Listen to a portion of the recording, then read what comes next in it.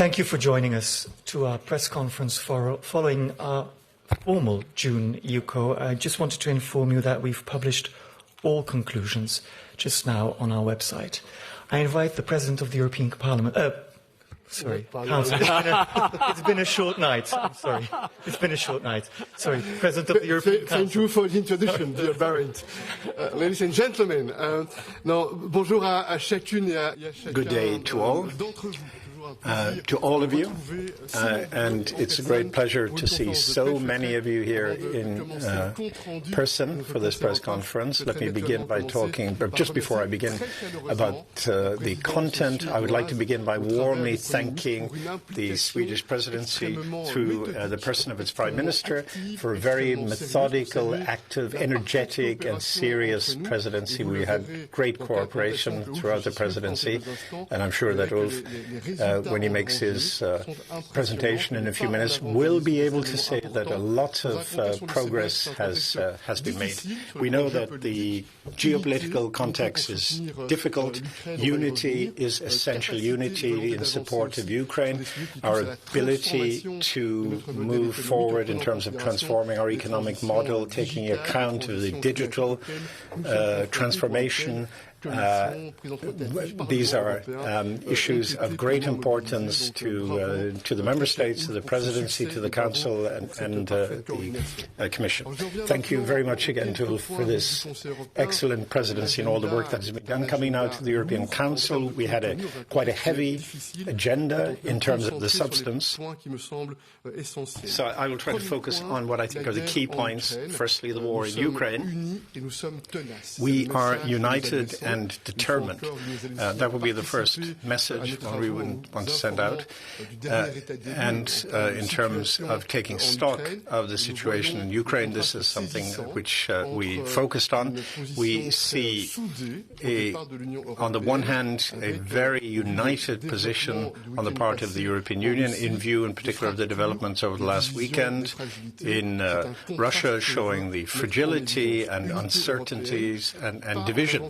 So a united European approach and looking in particular to the need to continue mobilizing finance and military capabilities for Ukraine. There are four particular points which I would like to touch on, which we focused on in our discussions on Ukraine. First of all, the frozen assets. We continue to believe that we should maintain our efforts with our partners to mobilize assets in favor of Ukraine and Ukraine's future. Secondly, we believe that justice and accountability must be a key issue. We continue to make progress among Europeans, but also with our partners on these issues. And the third point, a security guarantee.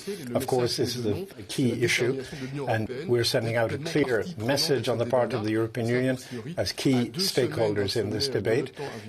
We're just 2 weeks from the forthcoming NATO summit in Vilnius. Many of our EU member states are also NATO members, many but not all. And the fourth point, Belarus. We are paying particular attention to this issue.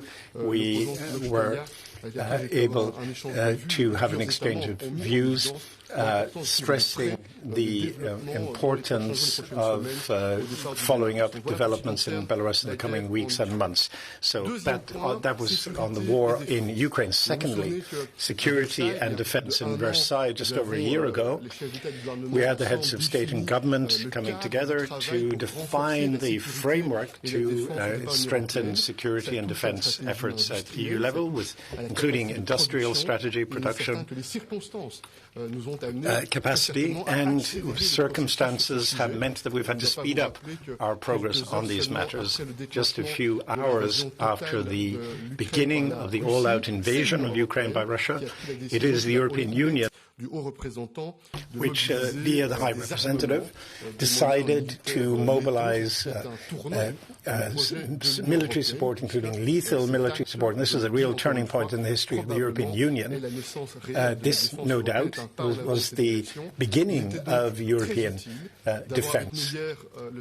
So it was very, indeed, important, too, to have a meeting with Jens Stoltenberg of NATO, stressing the partnership between the EU and NATO, which is a key part of the declaration which was confirmed a few months ago, and that applies to, in the case of the task force which has been put in place by the European Commission and NATO on critical infrastructure, showing that we are giving real substance to the need for complementarity between NATO and the EU. Coming now to a third issue, migration. On this issue, I would just like to mention that since the February Council, we have seen a lot of progress in terms of working in the most operational possible way, in cooperation between the Council and the rotating presidencies and the Swedish presidency and the Commission, which has made its contribution, and with leading to conclusions on the external dimension of migration.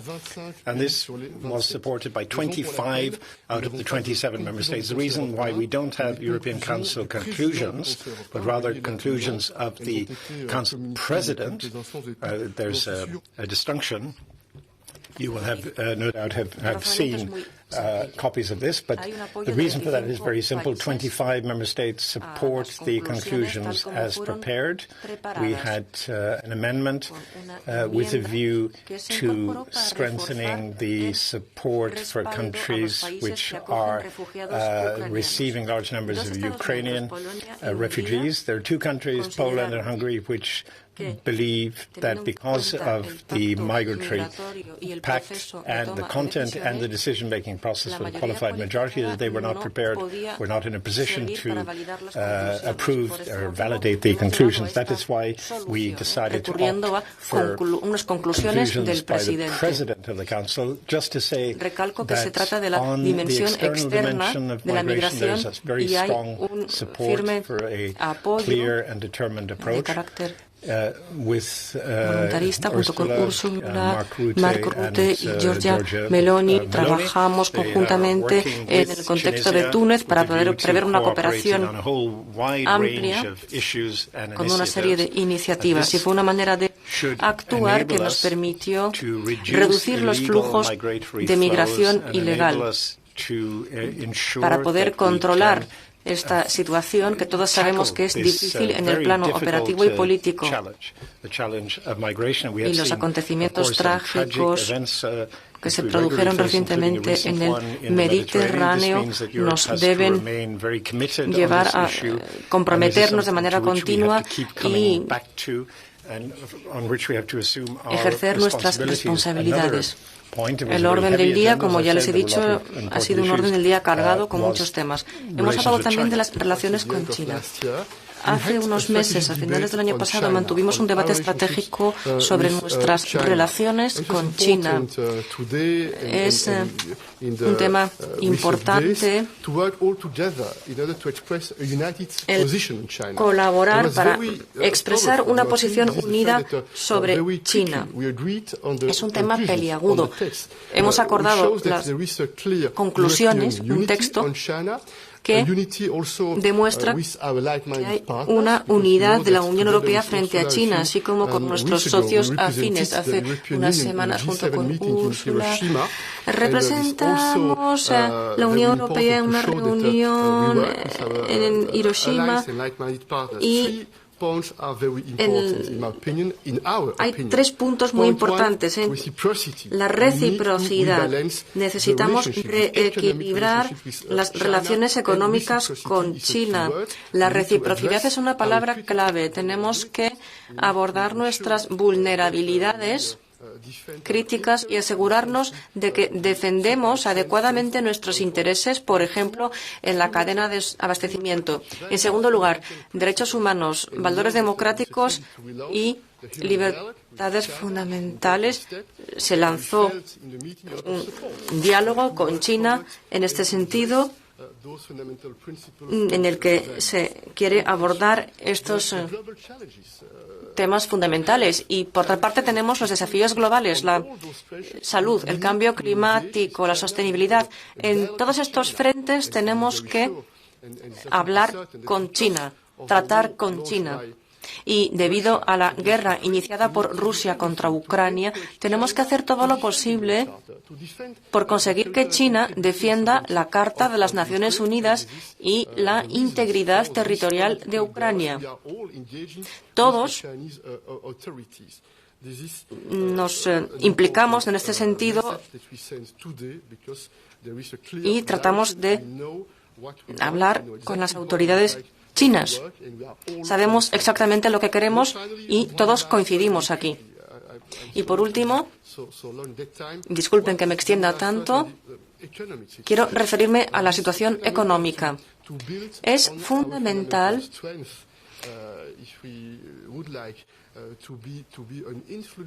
potenciar nuestra fortaleza estratégica, defender nuestros valores, pero para ello tenemos que fomentar nuestro mercado interior, nuestra competitividad y, en este sentido, se ha planteado el establecimiento de un grupo de alto nivel para identificar lo que hay que hacer en el futuro para profundizar, para reforzar nuestra base económica.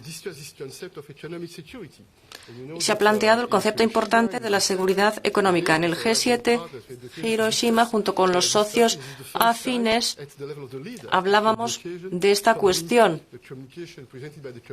tras la comunicación que presentó la Comisión. Y hay un interés por el progreso en este concepto e interesa también asegurarse de no perder de vista todos los principios que en el pasado nos ayudaron a construir un modelo económico firme en interés de la ciudadanía europea. Así pues,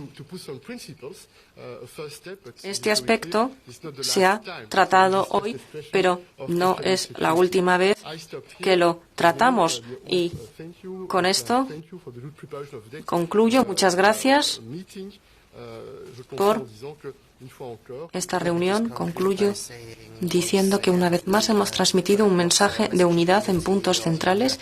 El Consejo Europeo en las próximas semanas tendrá ocasión de volver a estos temas regularmente. Gracias, señor presidente. Señora presidente, tiene la palabra. Mil gracias. Por mi parte, enhorabuena. Enhorabuena de corazón a la presidencia sueca por éxitos rotundos. Gracias a su liderazgo, gracias a un trabajo arduo de su equipo, impresionante. Resultados excepcionales. Así, mil gracias por una cooperación excepcional establecida durante el último semestre.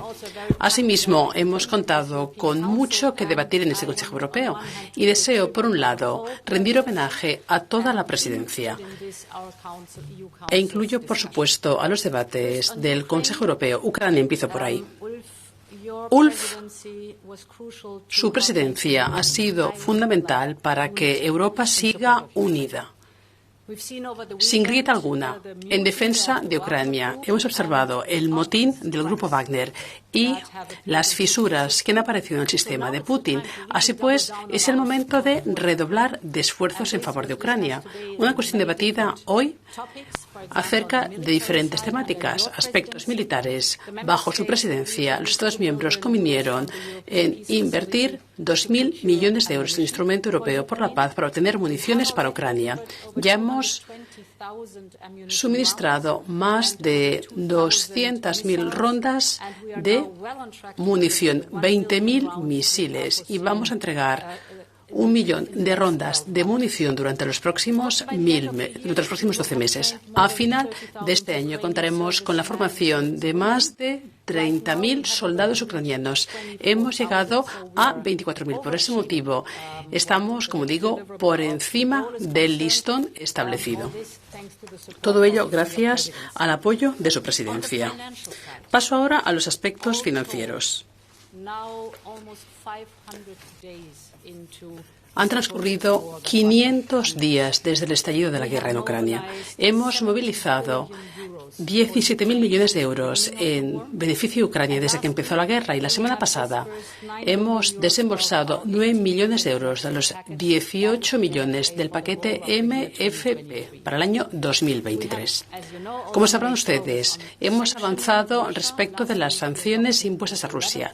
La semana pasada adoptamos el primer paquete de sanciones que se dirige, por supuesto, a la elusión de las sanciones y las carencias del régimen. Hemos avanzado en materia de rendición de cuentas en nuestros trabajos para que los criminales rusos comparezcan ante la justicia. Y gracias, Presidencia, por establecer el Centro Nacional para el enjuiciamiento del delito de agresión contra Ucrania. Y durante este Consejo Europeo hemos debatido acerca de la movilización de los activos rusos. Vamos a presentar una propuesta y vamos a centrarnos de manera prudente en los beneficios excepcionales a partir de esos activos embargados del Banco Central ruso. Ulf, su presidencia se ha mostrado activísima en materia legislativa y, por supuesto, contamos con un trabajo de firme ingente.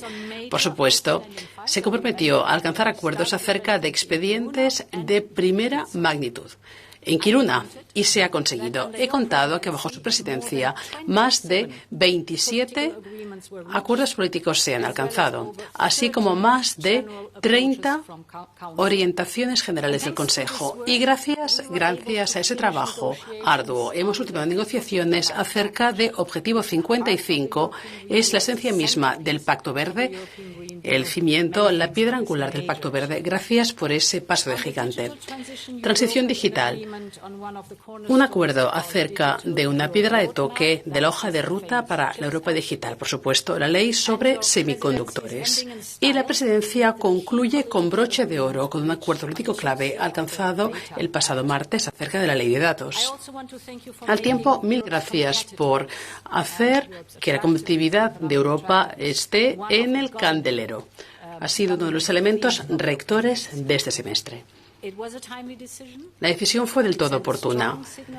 El mensaje ha sido clarísimo para la industria, habida cuenta de los temores que concita esa carrera por la tecnología mundial.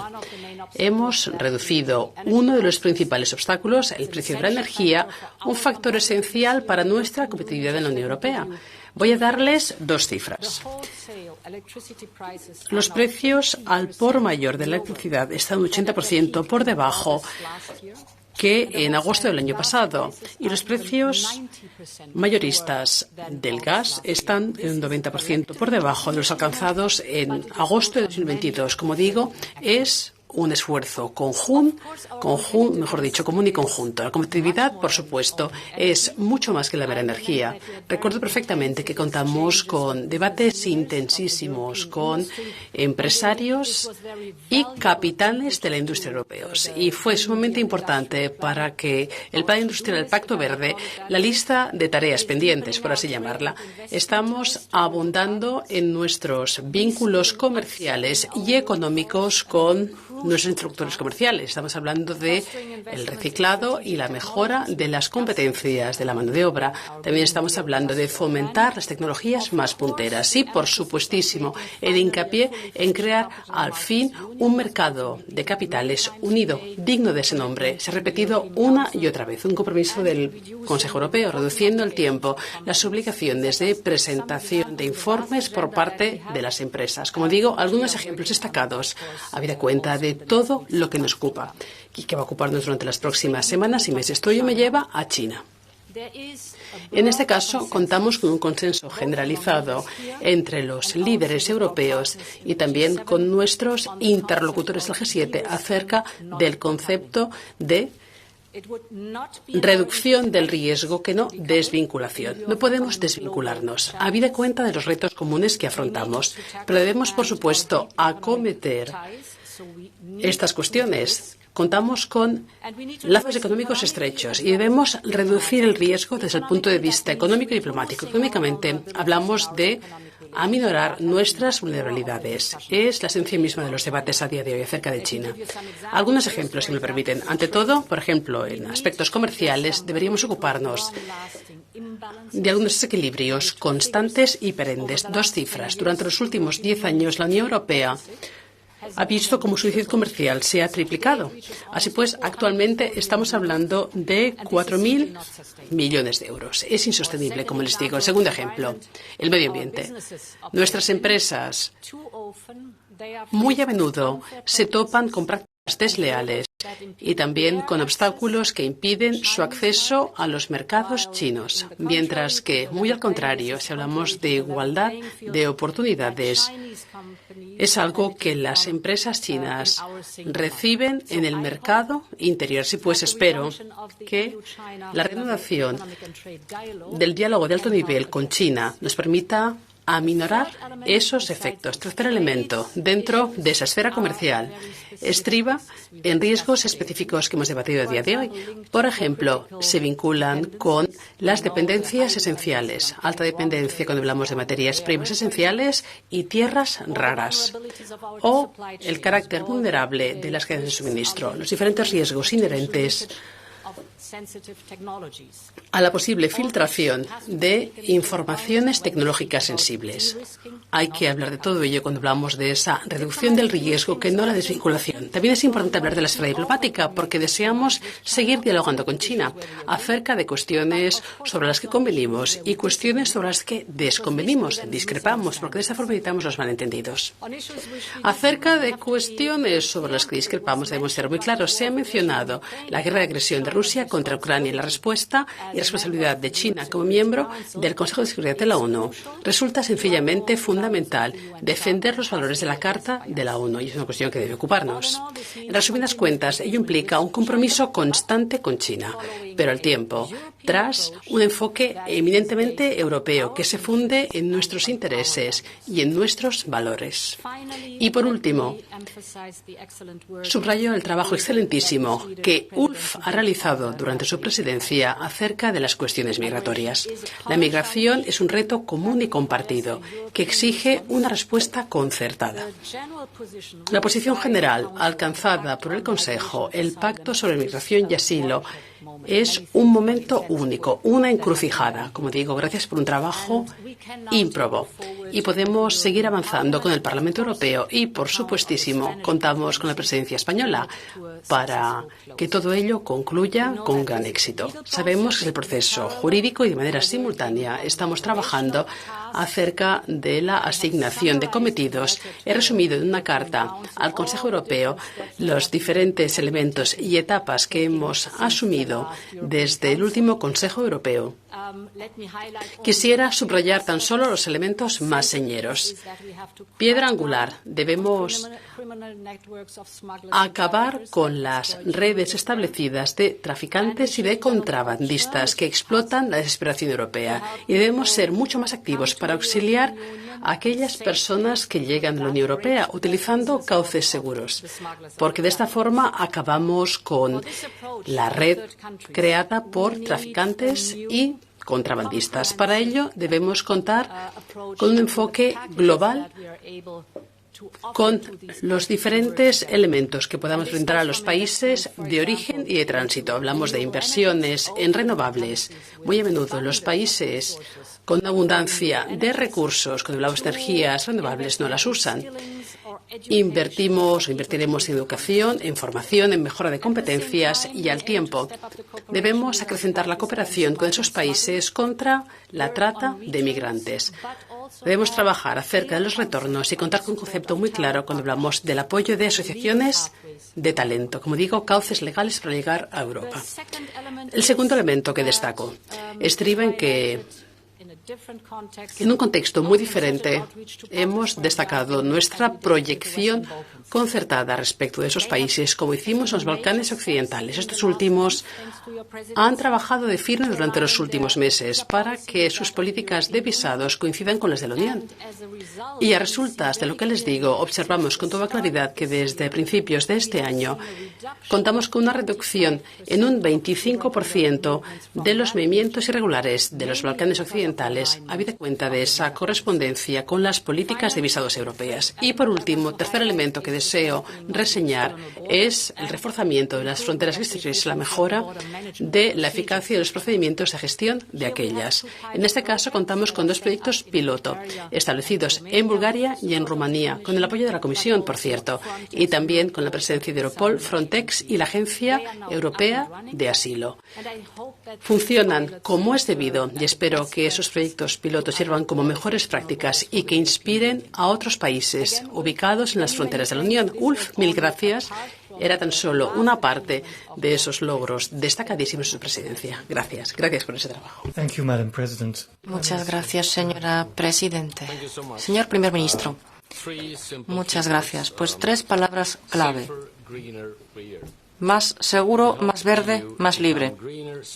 Para que la UE sea más segura, más verde, más libre, pues hemos intentado centrarnos en trabajar y ha sido muy gratificante ejercer la presidencia a pesar de todo el trabajo que ha supuesto. Ha sido como tiene que ser y ha sido como esperábamos. Obviamente, yo no tengo una postura neutra en esto, pero espero que la presidencia haya sido un éxito y quiero decir por qué. En primer lugar, la unidad en el respaldo a Ucrania, la unidad europea y transatlántica, concretamente, son muy importantes. El apoyo a Ucrania contribuye a una Europa más segura. En tiempos de guerra, durante la presidencia sueca hemos luchado por mantener la unidad entre los 27. Hemos acordado el 10º y 11º paquete de sanciones contra Rusia y también hemos acordado entrega de material militar, de artillería. Hemos abordado la cuestión de los activos inmovilizados para poder contribuir en cierta medida a la reconstrucción de Ucrania, así como la continuación de la liberalización del libre comercio. Seguiremos apoyando a Ucrania todo el tiempo que haga falta. Esto lo quiero recalcar. En cuanto a la migración, creo que hemos llegado a lo que se consideraba prácticamente imposible. Me acuerdo sobre el pacto de migración. El tema ha dividido durante mucho tiempo a los Estados miembros y finalmente, como ha dicho Charles, ha habido una unidad sorprendente. El acuerdo reducirá la presión migratoria sobre la UE. Una tarea importante para nuestra presidencia ha sido también contribuir a que Europa sea más verde y esto me lleva al tercer aspecto que quiero recalcar. Nuestra ambición ha sido adoptar uno de los mayores paquetes climáticos, Objetivo 55. Había quien se reía del nombre de este paquete, pero ya nadie se ríe porque todos se han dado cuenta de su importancia. Y para ser un poco más concretos, se ha acordado el tema de la infraestructura de recarga de vehículos eléctricos en la UE, la prohibición de los combustibles fósiles para vehículos a partir de 2035, combustibles más sostenibles en la aviación y la ampliación del sistema de comercio de emisiones con la inclusión de más sectores. No se trata de actos únicos, individuales, sino de un paquete completo.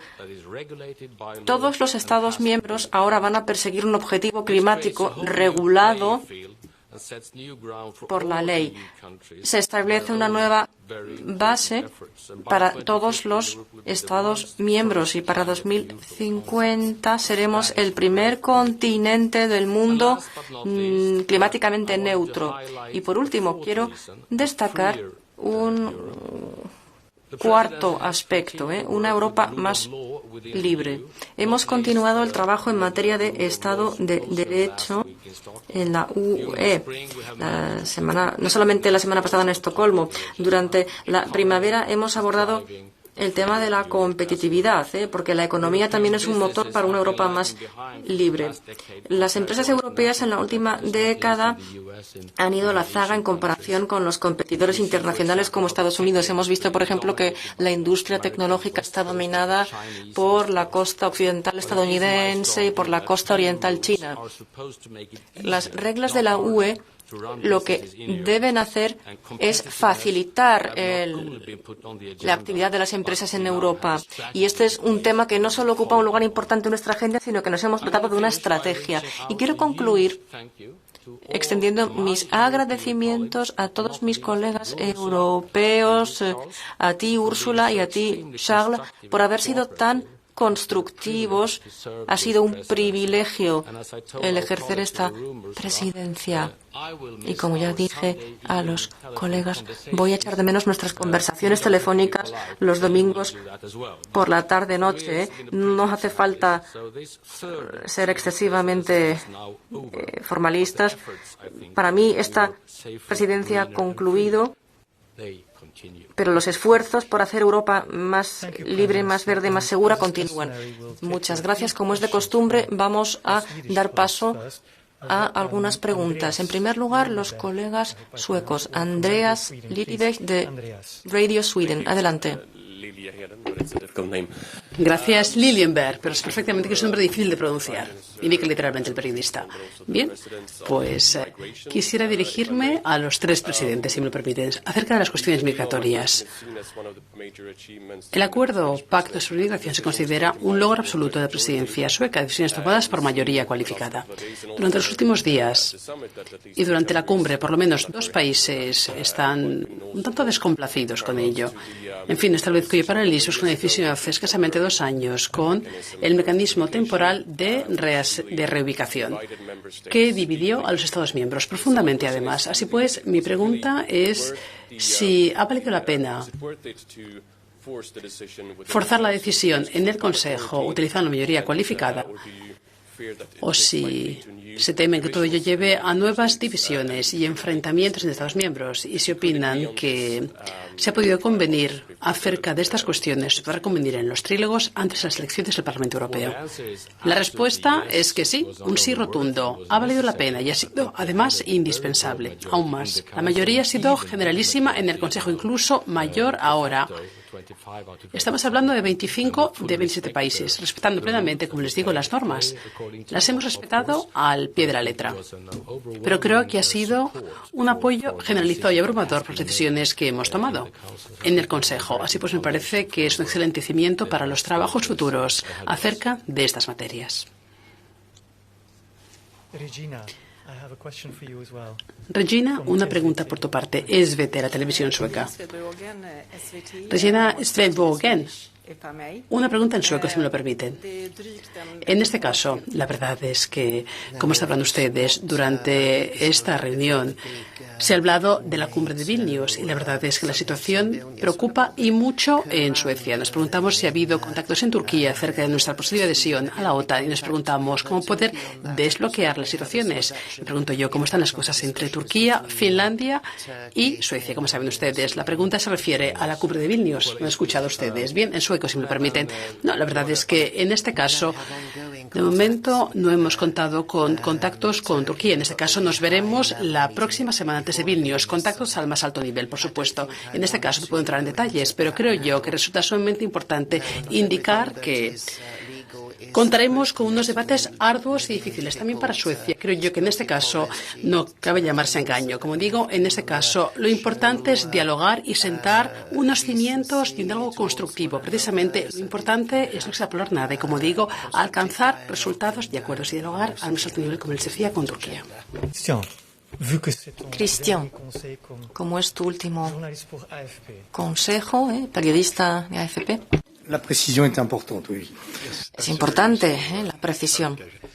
Tengo 3 preguntas y me gustaría empezar por la señora von der Leyen. Recalcaba usted la unidad en el apoyo a Ucrania. Y yo estoy un tanto perplejo cuando veo que el señor Orbán dice sobre su propuesta relativa al presupuesto europeo con 30.000 millones, pues cuando dice no. Si el señor Orbán dice no a estos fondos, ¿cómo van a seguir financiando el apoyo a Ucrania? Y, señor Michel, usted subrayaba que 2 Estados miembros han dicho que no estaban de acuerdo con el modo de decisión. Me gustaría saber si se puede seguir ampliando hasta llegar a 35 países y si se va a poder seguir tomando decisiones por unanimidad. Yo no le veo solución al problema después de lo que ha pasado hoy. Ha sido un mensaje catastrófico para la Unión Europea. Señor Christensen, usted forma parte de una coalición y cuenta usted con un apoyo en la extrema derecha. Es tradicional para una presidencia mantenerse neutra y llegar a soluciones de compromiso. Lo que se ha adoptado en materia de migración va a ser aceptado por la extrema derecha que la apoya en el Parlamento. Yes, please. Hoy no ha habido un debate explícito sobre la revisión del MFP y no se ha pedido a los líderes que tomasen ninguna decisión al respecto. Estamos al inicio de un proceso y tenemos que debatir. Es cierto que tenemos un MFP que se construyó antes de la gran crisis. Como saben, es un presupuesto a 7 años y está totalmente programado. En los últimos 16 meses hemos tomado del presupuesto de la UE 30.000 millones de euros para respaldar a Ucrania. Es apoyo financiero, por no hablar de otras actividades que hemos llevado a cabo. Y básicamente hemos partido de las flexibilidades, de los cojines de los que disponíamos, que ahora se han agotado. La cuestión política que tenemos que tratar en las próximas semanas son las perspectivas más allá de 2023 hasta el final del periodo de financiación, 2027. Debatir cómo vamos a apoyar a Ucrania. Esta es la cuestión política, pero no ha sido el tema de los debates de hoy. Y será objeto de debates entre los ministros de Finanzas. Presidente, sobre la segunda pregunta en cuanto al proceso de ampliación, es cierto que en los últimos meses se adoptaron actos importantes, se ha reconocido el estatus de candidato para Ucrania y Moldavia, se ha progresado en los Balcanes occidentales también. El proceso de adhesión se ha reactivado, por así decirlo. En el Consejo Europeo, a raíz de una carta firmada hace unos días, se decidió lanzar un proceso para designar una agenda estratégica relativa al futuro de la Unión Europea, un proceso que se iniciará bajo presidencia española y que clausurará bajo presidencia belga. Hay 2 elementos en la ampliación. Por una parte, los estados que quieren adherirse a la UE tienen que hacer sus deberes, tienen que acometer reformas, y la Comisión Europea y el Consejo tenemos muy claras las expectativas que tenemos en materia de gobernanza, lucha contra la corrupción, separación de poderes, independencia de la justicia. Todo esto pues son los deberes que tienen que hacer y hay un análisis minucioso y objetivo por parte de la Comisión y los Estados miembros, y también nosotros, los 27, tenemos que hacer nuestros deberes en materia de capacidad de absorción, es decir, considerar el impacto de una ampliación, tener en cuenta el impacto en el proceso decisorio, en las políticas que se llevan a cabo, es decir, lo que hacemos conjuntamente, y en la manera de financiar la solidaridad. Es un debate difícil, pero no por ser difícil tenemos que apartarnos de él, tenerle miedo, porque gracias al debate democrático y al respeto mutuo se ha podido progresar. Y yo confío en que este debate que comienza ahora es un debate que nos permitirá aprobar posiciones comunes y reforzar el impacto de la Unión Europea y consolidar su proyecto político. Primer ministro. Me temo que mi francés de la escuela no me llega para responder a esta pregunta, así que lo voy a hacer en inglés.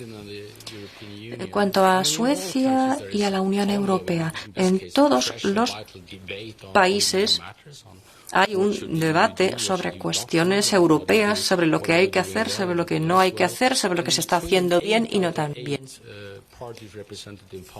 En Suecia, 8 de los 8 países representados en el Parlamento están a favor de que Suecia esté en la UE, aunque pueden diferir los puntos de vista sobre lo que hay que hacer en Bruselas, pero aún así el apoyo a la UE es muy firme. También hay un firme apoyo a lo que hemos hecho en el ámbito del Pacto de Migración, también de manera formal, porque contamos con un método para anclar todos los pasos que damos en la UE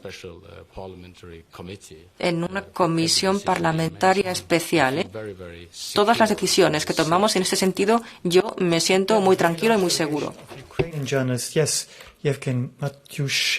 Tenemos una delegación muy grande de periodistas ucranianos. Yevgeny Yukrashenko. Sí, represento a la agencia de noticias en mi país. Una pregunta para el presidente Michel. Sabemos perfectamente que la Unión Europea toma una decisión política. Ante todo, para adquirir municiones y equipos de defensa y acrecentar la producción. Me pregunto yo si contamos con un debate actualmente en curso entre los líderes para contar con la presencia de la industria de defensa ucraniana en el proceso de fabricación de los equipos de defensa a munición, equipos militares, por lo menos para dar cabida a las necesidades del ejército ucraniano en los campos de batalla. Primera pregunta. Y una segunda pregunta para el señor Christensen y la señora von der Leyen. Sabemos perfectamente que la Unión Europea apoya y de qué manera la fórmula de paz propuesta por el presidente Zelensky. Y sabemos que esa cumbre va a convocarse en breve, pero nos preguntamos si contamos con algún tipo de calendario para esa cumbre y cuáles son las diferentes modalidades respecto de las garantías futuras para Ucrania. Gracias. En este caso, compartimos esas preocupaciones, pero entre detalles acerca de la coordinación estrecha entre Ucrania y los Estados miembros europeos, cuando hablamos de cooperación militar y coordinación militares. Como digo, entre detalles, pero hay algo evidente, y es que lo que hacemos con el apoyo generalizado, lo que hacemos es aportar a Ucrania no pocas cosas, y desde luego hacemos que el ejército ucraniano se acerque más y mejor a la Unión Europea y que se acerque a la OTAN. Es lo que sucede, lo que acaece sobre el terreno. Habida cuenta de las últimas decisiones tomadas, el hecho de que proporcionemos equipo o equipamiento militar, el hecho de que estemos trabajando en la producción de municiones, apunta por ese camino. Y estoy del todo seguro de que vamos a avanzar a buen paso, porque entendemos que por parte europea necesitamos imperiosamente adaptar las estrategias industriales para asegurarnos de que correspondan perfectamente a nuestras ambiciones para contar con una defensa europea digna de ese nombre. Sí, algo más. Todos deseamos que la paz reine. Nadie desea más paz que los ucranianos, no cabe duda. Por ese motivo, bueno es que el presidente Zelensky haya presentado esa fórmula de paz de 10 puntos. Se trata de un excelente fundamento, un mimbre esencial para avanzar, porque, por supuesto, cada punto, cada término se desprende de la Carta o de las resoluciones de la ONU, un apoyo generalizado para los principios allí enunciados. Cumbre sobre la paz, por supuesto, depende de Ucrania y de su ejecutivo cuando presenta esa propuesta, cuando nos invita a esa cumbre, pero subrayo que apoyamos decididamente esa fórmula de paz presentada por el presidente Zelensky. Garantías de seguridad ahora van a debatirse intensivamente durante las próximas semanas. Eso sí, vamos a centrarnos en la cumbre de la OTAN en Vilnius y creo que hay un elemento descollante. Como un elemento que apuntala esas garantías. Un elemento, como les digo, es que Ucrania ha acometido con decisión el camino de las reformas para reforzar el país, para luchar contra la corrupción, para luchar contra el blanqueo de capitales, para contar con un sistema judicial sólido e independiente. Como decía la Comisión, Seguimos muy de cerca las evoluciones y aplicación de las reformas. He observado de primera mano la velocidad y la determinación, el tesón que exhiben y del que hacen gala en la aplicación de las reformas. Comparto plenamente el punto de vista de Úrsula. Kathleen Armay, y deberás levantarte, por supuesto, con ese micrófono.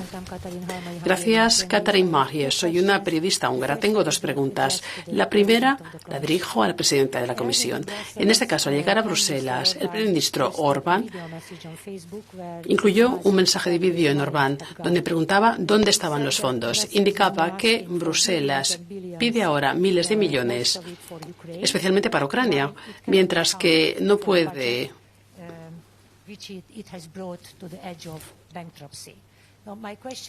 cuadrar un presupuesto y está al borde de la quiebra. Me pregunto yo, ¿dónde están los fondos? Tiene razón el señor Orbán. ¿Cuál sería su respuesta? Si le dijera algo así, ¿qué respondería? Segunda pregunta, si me lo permiten, que se dirige al primer ministro Kristersson.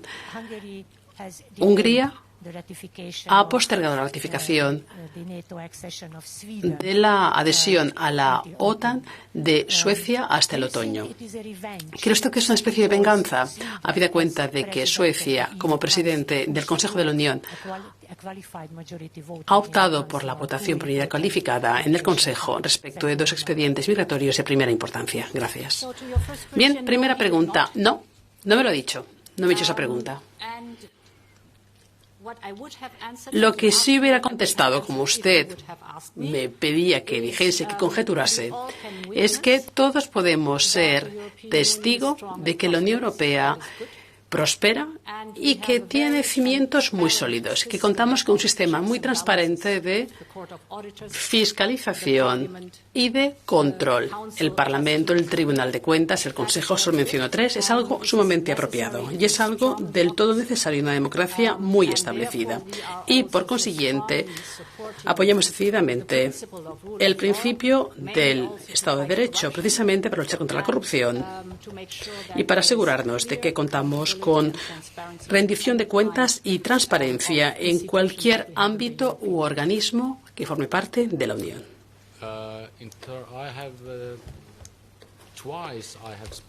En dos ocasiones he dialogado con el señor Orbán acerca de la ratificación por parte de Hungría de la adhesión de Suecia a la OTAN. Ayer mismo, por cierto, y en ambas ocasiones ha corroborado que Hungría no va en absoluto a postergar la adhesión de Suecia, no lo va en absoluto a obstaculizar. Me parece a mí que es el mensaje más importante que debemos transmitir. Como digo, en este caso no contamos con ningún tipo de bloqueo de obstáculo. Sam, FTS. Una pregunta sobre los activos del Banco Central ruso inmovilizados. El Banco Central Europeo y algunos Estados miembros están preocupados por las implicaciones de algún gravamen sobre esos activos y también sobre el estado del euro y la estabilidad financiera. ¿Cómo responderían a estas preocupaciones? ¿Y cómo creen que se puede resolver estas preocupaciones en el marco de una propuesta de aquí a finales de año? Hemos tenido un debate, no es la primera vez que se aborda el tema de los activos inmovilizados. Sería justo, y en torno a esto pues hay una voluntad compartida política, sería justo utilizar una parte de esos activos. Hay que tener en cuenta los comentarios del Banco Central y la necesidad de coordinarse con socios afines. En la reunión del G7 se habló también de esta cuestión. En el ámbito de las sanciones, por ejemplo, hemos tenido una estrecha cooperación y en este caso tenemos que seguir, creo yo, el mismo enfoque, que la Comisión plantee una propuesta y que el proceso democrático permita a todos decidir sobre una posición. Hay dos dimensiones aquí. Por una parte está la dimensión política y constatamos la enorme destrucción cometida por Rusia, de la que tiene que rendir cuentas. No es aceptable que Rusia destruya una gran parte de la infraestructura de Ucrania y que no contribuya a su reparación y reconstrucción. Esta es la dimensión política. En cuanto a la dimensión financiera, los activos inmovilizados, pues efectivamente el enfoque hacia esta cuestión es muy prudente, el enfoque hacia los beneficios imprevistos en estrecha cooperación con nuestros socios internacionales. Y creo que la confianza es muy importante aquí. Tenemos muy en cuenta los comentarios del Banco Central Europeo. Esto forma parte del procedimiento, pero quiero recordarles que el primer paso y el más importante ha sido y es la congelación de los activos, propiamente dichos hace 15, 16 meses. Esto ha suscitado reacciones muy tranquilas, lo cual quiere decir que se entiende el enfoque prudente por el que nos hemos decantado. Y permítanme añadir que una precondición para tomar decisiones es que el grupo de alto nivel que hemos nombrado haga su trabajo e investigue las precondiciones de tipo jurídico. Naya Bodrescu, última pregunta.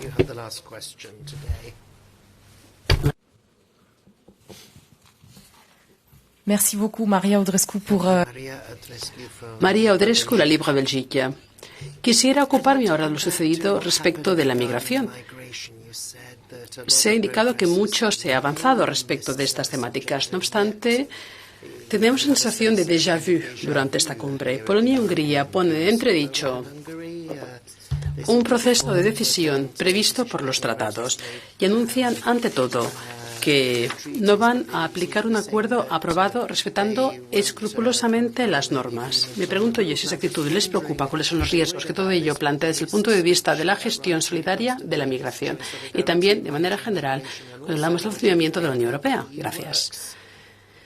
En fin, estuve presente en el Consejo Europeo hace ya algunos años, cuando contamos con decisiones políticas vivísimas acerca de la cuestión migratoria.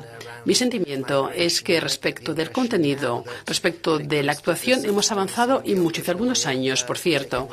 Todo está bloqueado desde el punto de vista europeo. En este caso observamos que, por un lado, contamos con una etapa importante que se ha franqueado con el pacto migratorio, validado, por cierto, por mayoría cualificada. Y el primer ministro Kristersson ha tenido razón, porque en este caso, hace algunos días, el pacto migratorio ha sido validado con algunos votos en contra y abstenciones. Hoy contamos con un apoyo abrumador para el pacto manifestado por 25 de 27 países. Como digo, un paso adicional, pero la transparencia nos impone indicar la verdad. La realidad es que 25 países se han movilizado para apoyar el proceso, la aplicación del pacto migratorio tal y como se ha aprobado democráticamente. 25 países defienden que se actúe en la dimensión exterior. Hablamos de conclusiones del presidente, que, por cierto, se han comunicado a la prensa, y 2 países han indicado que están en total desacuerdo. Y, por cierto, habría que hablar con ellos directamente, no con nosotros. Como garante